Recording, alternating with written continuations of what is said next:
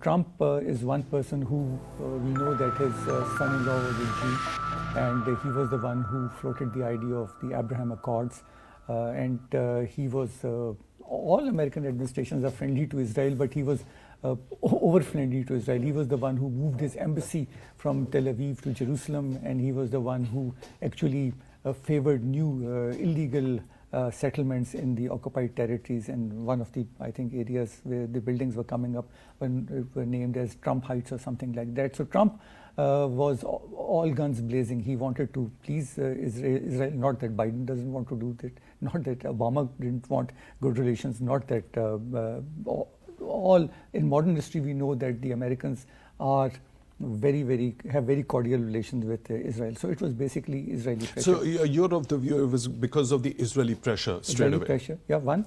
And also because the Arabs were also not very happy with it.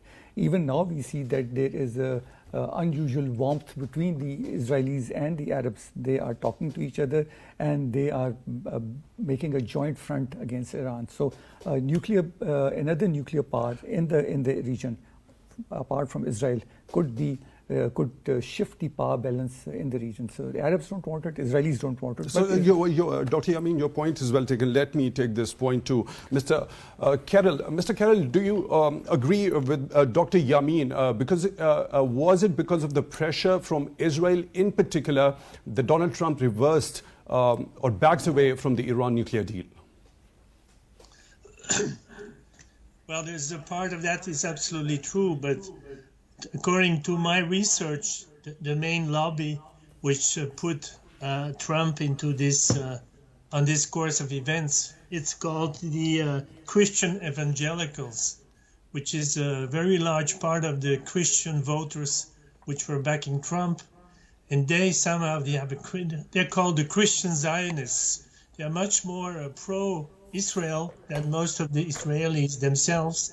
Okay, Dr. Yamin, what's your view? Was there any expectation, since we saw the policy of maximum pressure and Donald Trump all blazing, as you mentioned, and he was trying to hit Iran very hard. We saw in the form of assassination of General Qasem Soleimani as well, but equal retaliation from the Iranian side as well, hitting the US bases in Iraq with dozens of soldiers getting brutal injuries as a result of that.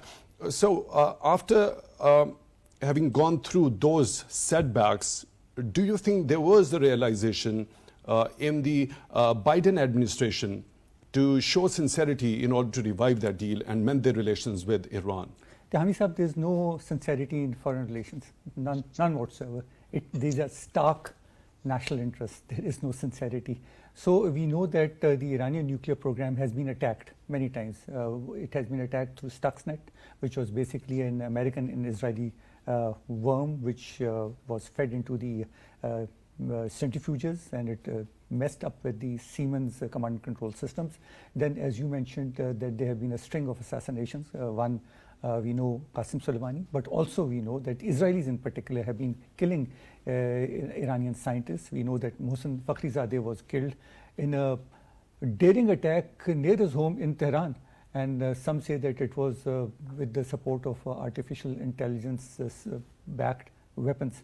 And recently also one of the Iranian colonels, one by the name of Sayyid Khudai, was killed. So the attacks have been going on against Iran.